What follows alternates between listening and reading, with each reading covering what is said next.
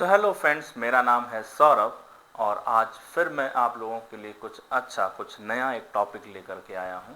आज का टॉपिक है 7 क्वालिटी टूल्स, जिसमें अलग अलग 7 तरीके के टूल्स होते हैं। इससे मैं पार्ट वाइज अलग अलग आप लोगों के लिए वीडियोस बना के आपको समझाऊंगा। आज के फर्स्ट पार्ट में हमारे पास है कॉज एंड इफेक्ट डायग्राम, जिसे हम फिश बोन भी कहते हैं या इसे हम इशिकावा डायग्राम भी कहते हैं। एक कंपनी को या एक प्रोसेस को, एक प्रोडक्ट को चलाने के लिए हमारे पास अलग अलग डिपार्टमेंट, अलग मेथड, अलग इक्विपमेंट, अलग तरीके के मैनेजमेंट की रिक्वायरमेंट होती है। यानी अगर किसी प्रोडक्ट में कुछ प्रॉब्लम्स है, किसी प्रोडक्ट में कुछ डिफेक्ट आया है, तो हमारे पास जितने भी मेथड है या हमारा जो डिपार्टमेंट है, इनमें से ही कहीं ना कहीं कुछ प्रॉब्लम्स हो सकती हैं।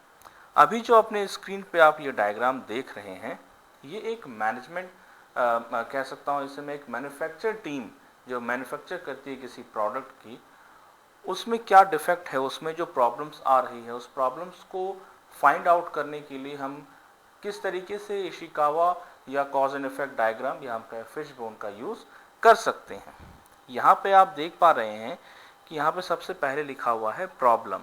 अच्छा, इसे फिश बोन इसलिए भी कहा जाता है क्योंकि ये देखने में बिल्कुल फिश के बोन की तरह लगता है, इस वजह से इसे फिश बोन कहा जाता है। इशिकावा डायग्राम कहने का मेन नहीं, इनफैक्ट जो एक ही रीज़न है वो ये है कि जिसने इस डायग्राम को इन्वेंट किया था, उनका नाम इशिकावा था। कॉज एंड इफेक्ट डायग्राम क्योंकि ये जो डिफेक्ट है उसके क्या कॉजेज़ हैं वो बताता है। तो यहाँ पर जो आप देख पा रहे हैं सर्कल में, ये प्रॉब्लम है यानी ये डिफेक्ट है। यहाँ पर आप देख पा रहे हैं पीपल, प्रोसेस, इक्विपमेंट, यहाँ पे नीचे लिखा हुआ है मटेरियल, एनवायरनमेंट एंड मैनेजमेंट। तो ये जो अपर साइड में आप देख रहे हैं, ये हमारा मेन कॉज है। मतलब ये जो मैन्युफैक्चरिंग की जो डिफेक्ट हुई है, उसमें जो मेन कॉजेज हैं हमारे, वो हैं people, process, equipment, material, environment या फिर मैनेजमेंट। इन्हीं की वजह से ये प्रॉब्लम यहाँ पर आ रही है। तो ये तो हमारे हो गए मेन कॉजेज़, लेकिन इसके कुछ सब कॉजेज़ भी होंगे। अगर मैं पीपल की बात करूँ तो उसके सब कॉजेज़ ये भी हो सकते हैं कि हमारे पास प्रॉपर वर्कर नहीं है उतने काउंट में जो मटेरियल को पूरा कर सके, या हम ये भी कह सकते हैं कि वो वेल स्किल्ड नहीं है, उतना ज़्यादा स्किल्स नहीं है उसके पास कि वो एक अच्छा प्रोडक्ट को तैयार कर सके। कहीं ना कहीं उसे और ट्रेनिंग की रिक्वायरमेंट है। तो इस तरीके से अगर मैं पीपल की बात करूं तो उसमें क्या क्या रीज़न है वो हमारे लिए हो जाता है सब कॉजेज़। इसी तरीके से प्रोसेस जो हमारा मेन कॉज है, इसके लिए हमारा सब कॉज क्या हो सकता है कि जो हम प्रोसेस यूज़ कर रहे हैं एक प्रोडक्ट को तैयार करने के लिए, किसी एक प्रोडक्ट को मैन्युफैक्चर करने के लिए जो हम प्रोसेस यूज़ कर रहे हैं, वो कहीं ना कहीं प्रोसेस में प्रॉब्लम है। तो उस प्रोसेस में क्या क्या सब कॉजेज़ हो सकते हैं उसके बारे में यहाँ पर लिखा जाता है। इसी तरीके से इक्विपमेंट हो गए, मटेरियल हम हो सकता है कि परफेक्ट यूज़ नहीं कर पा रहे हैं, हमें अपने मटेरियल को चेंज करने की रिक्वायरमेंट है। एनवायरनमेंट पे भी बहुत डिपेंड करता है हमारा मैन्युफैक्चरिंग। इसके अलावा जो मैनेजमेंट है, जो चीज़ों को मैनेज कर रहा है, कहीं ना कहीं वहाँ पे फॉल्ट है, तो वहाँ पे क्या फॉल्ट है, उस तरीके से हम फिर उसको सब कॉजेज़ में लिखते हैं। ठीक है। तो मेन जो कॉज एंड इफेक्ट या हम कहें फिश बोन या इशिकावा डायग्राम का जो मेन पर्पस होता है, जो हमारा डिफेक्ट है, जो भी डिफेक्ट है उसका सबसे पहले कॉजेज़ क्या है, रीज़न क्या है उसका, उस डिफेक्ट का क्या रीज़न है, फिर उस रीज़न का सब रीज़न क्या है, क्यों वो रीज़न आ रहा है। ठीक है। इस तरीके से हम इसे इस डायग्राम की मदद से दिखा सकते हैं। अब अगर आप बीपीओ में या कॉल सेंटर में किसी क्वालिटी या मतलब सुपरवाइज़र, एक सीनियर टीम में आप काम कर रहे हैं, तो आपने ज़रूर एसीपीटी एनालिसिस के बारे में सुना होगा, जिसमें नेक्स्ट पेज में मैं आपको ले चलता हूँ। नेक्स्ट पेज में आप यहाँ पर देख पाएंगे कि मैं एक एसीपीटी एनालिसिस का डायग्राम बना कर रखा हूँ। क्या मैं एसीपीटी एनालिसिस को भी फिशबोन की मदद से दिखा सकता हूँ? एसीपीटी एनालिसिस एक अलग मेथड है, लेकिन क्या उससे हम रिप्रेजेंट कर सकते हैं फिशबोन की मदद से, हम वो देखेंगे। तो एसीपीटी में यहाँ पर ए फॉर एजेंट हो जाता है, C for customer, P for process और टी फॉर टेक्निकल। अगर मैं बात करूं एक कॉल सेंटर की, जहां पे जो हमारा मेन जो पर्पस होता है वो होता है कॉल डिलीवर करना।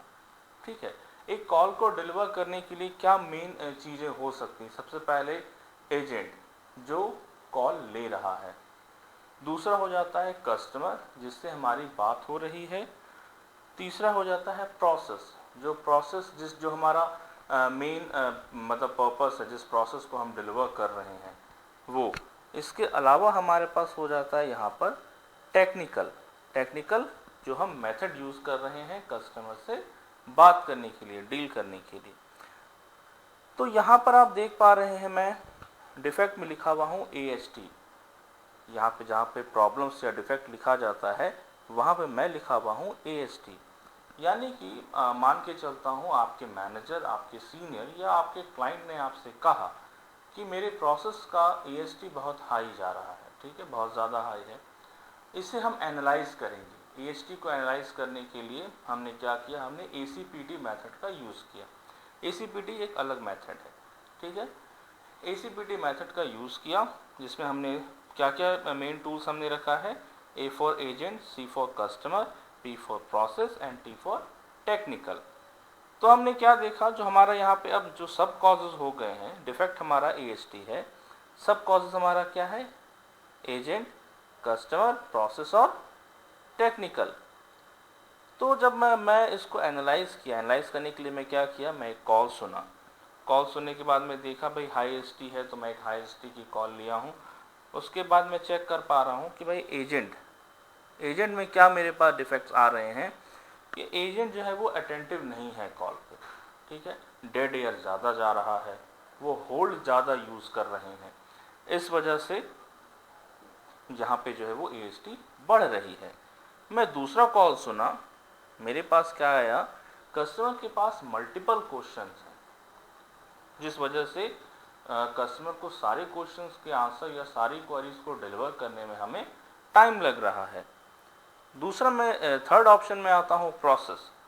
अगर मैं प्रोसेस की बात करूँ तो जब मैं थर्ड कॉल सुन रहा हूँ तो मैं देख रहा हूँ कि इस वजह से भी डिले हो रहा है। मेरी ऑब्जर्वेशन ये रही कि जो ओपनिंग और क्लोजिंग का कॉन्सेप्ट है वो काफ़ी लेंदी है। हो सकता है ब्रांड का नाम ज़्यादा हो या ओपनिंग बहुत लंबी है जिस वजह से टाइम लग रहा है, या हम ये भी कह सकते हैं कि कुछ प्रोसेस में वेरिफिकेशन इतना लेंदी है, वेरिफिकेशन को कर पाने में इतना समय लग रहा है। अगर मैं कस्टमर से ऑर्डर नंबर मांग रहा हूँ, हो सकता है कुछ प्रोसेस में ऐसा हो कि भाई तो सबसे पहले आपको वेरिफिकेशन देनी है जिसमें ऑर्डर नंबर देना है, अपना कॉन्टैक्ट नंबर बताना है, नाम बताना है। तो इस वेरिफिकेशन में मुझे ज़्यादा टाइम लग रहा है। तो मैं क्या यहाँ पे देख पा रहा हूँ कि जो प्रोसेस है मेरा, प्रोसेस की वजह से भी AST मेरी हाई जा रही है।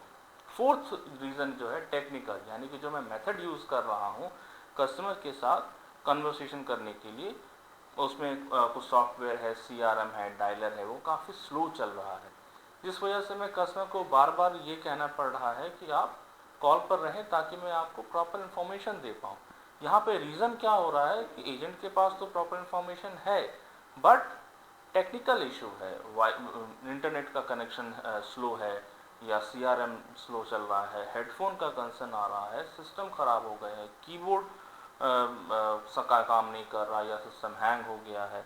तो जब मैं कॉल सुन रहा हूँ तो मैं पाया कि भाई जो AST हाई है उसका ACPT मेथड से मैं ये रिज़ल्ट निकाल पाया हूँ।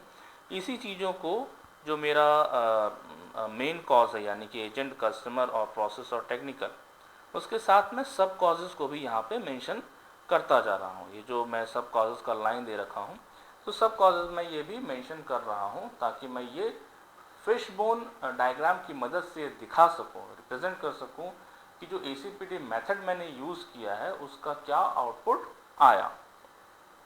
तो ये मेन मतलब चीज़ है कॉज एंड इफेक्ट डायग्राम, या मैं फिश बोन कहूँ या इशिकावा, कि जो हमारा डिफेक्ट है उसके सब कॉजेज़, उसके मेन कॉजेज़ और सब कॉजेज़ क्या हैं उसको जानना और उसके ऊपर काम करना ताकि हम उस डिफेक्ट को दूर कर सकें। ये मेन रीज़न होता है। आई होप आपको समझ में आया होगा और आपको पसंद आई होगी ये वीडियो।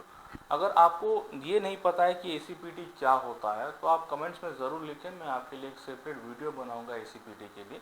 बट सेकंड पार्ट में मैं आप लोगों के लिए लेकर के आऊँगा परेटो, थर्ड पार्ट में मैं लेकर के आऊँगा आप लोगों के लिए स्कैटर डायग्राम।